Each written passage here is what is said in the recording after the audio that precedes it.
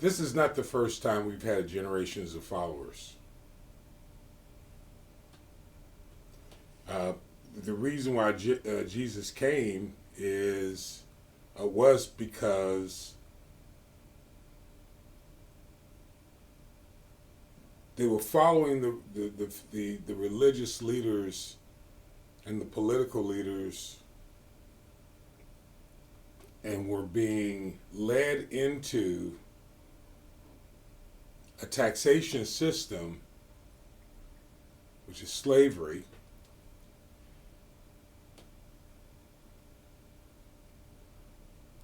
and away from the core values of the Torah.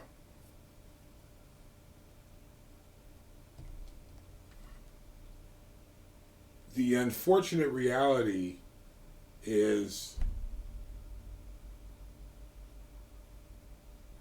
during that time and this time now,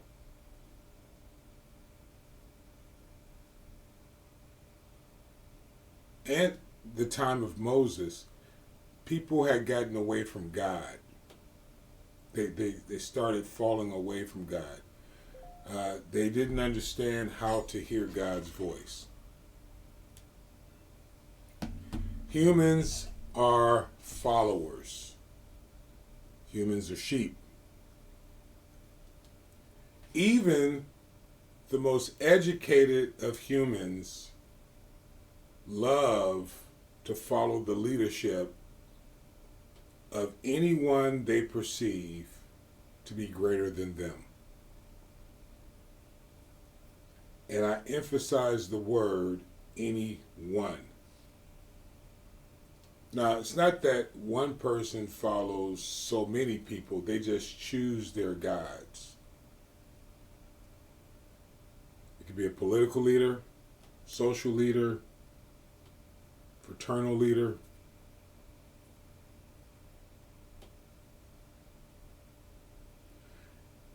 You know, in what's interesting is they're quick to call out other people who follow other world leaders and say they're bad.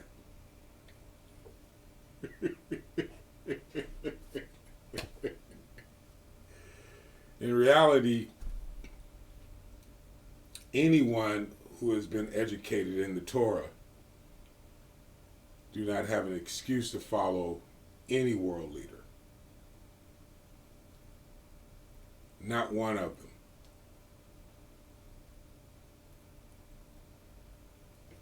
them. The beauty of the relationship of God in my reading of the Bible is the collaborative relationship between himself. He could swear unto none other greater than himself.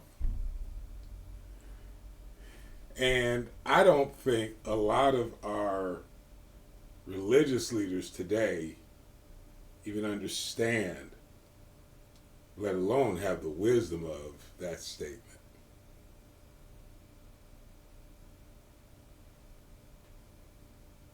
For generations, God has been on a journey, even to the point of repenting and starting over with Noah,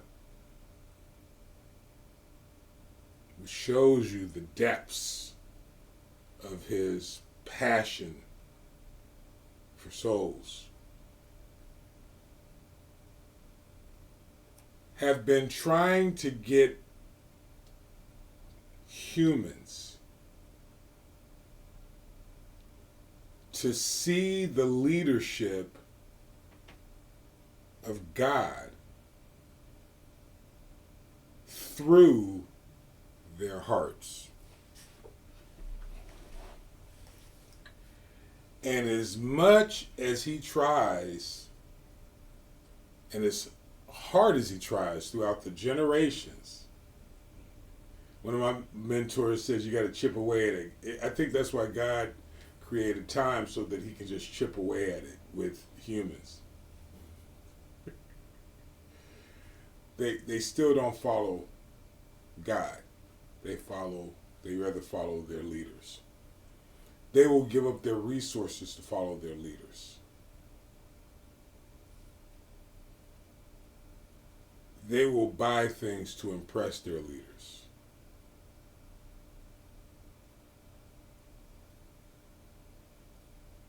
They will go from rally to conference to whatever to get in front of their leadership. Because the leadership knows better than the heart of what the next steps are. Instead of having the collaborative relationship where there is none greater, there's none less.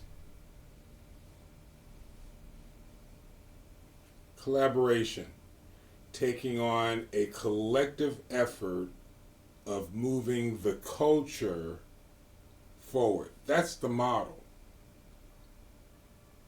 It's not a top-down, middle out. It's all created as part of the rock coming together to form perfection, to usher in the King.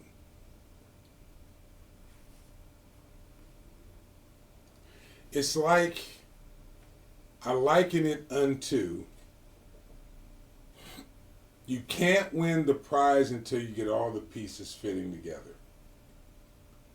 And then that creates the atmosphere for the King to come. Our job is to usher in that atmosphere. To usher in that atmosphere doesn't mean that we get behind everyone with the big house.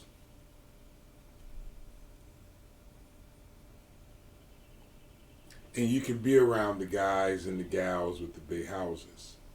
It means everyone turns their attention onto God and away from man. If these videos cause you to run to your Bibles, I've accomplished my goal.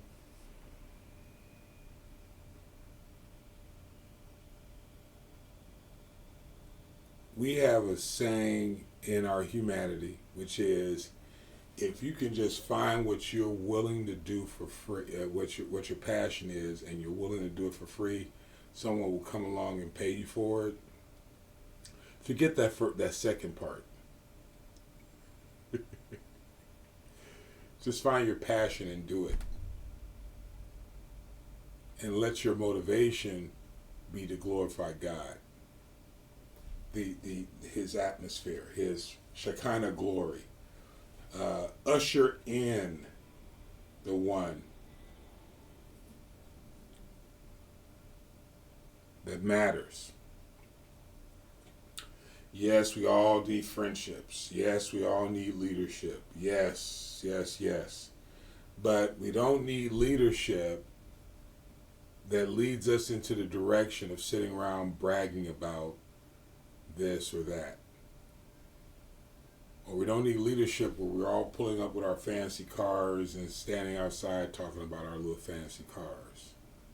I got an old fancy car down there. I'm not really interested in having a conversation about it. I've had a lot of fancy cars. Who cares? I got to choose something. I got to drive something. And we all want fancy cars, right? We all want nice things. I would love to have a 2-bedroom, 2-bath condo on the beach and have, I don't want to get into all the things I would like to have, but I have to be able to justify having them. Be real nice, debt free. So I have great, I would love to have stuff.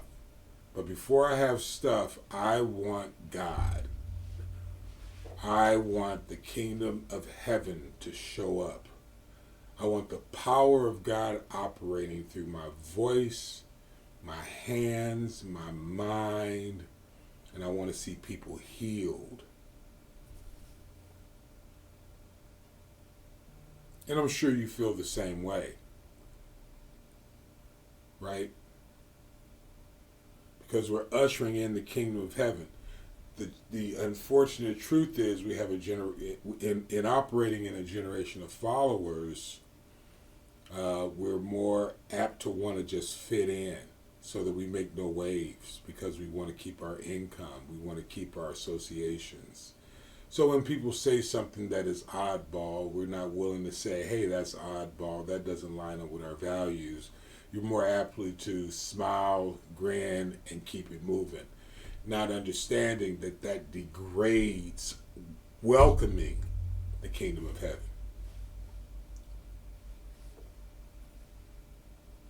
He who knew no sin became sin for all of us so that we can change the atmosphere to welcome him in. I understand that doesn't make a lot of sense to some, but it does make some sense to others. We're in charge of changing the atmosphere. Can't do that as a follower.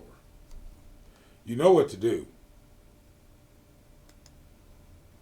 I suggest get about doing that and operating in less fear.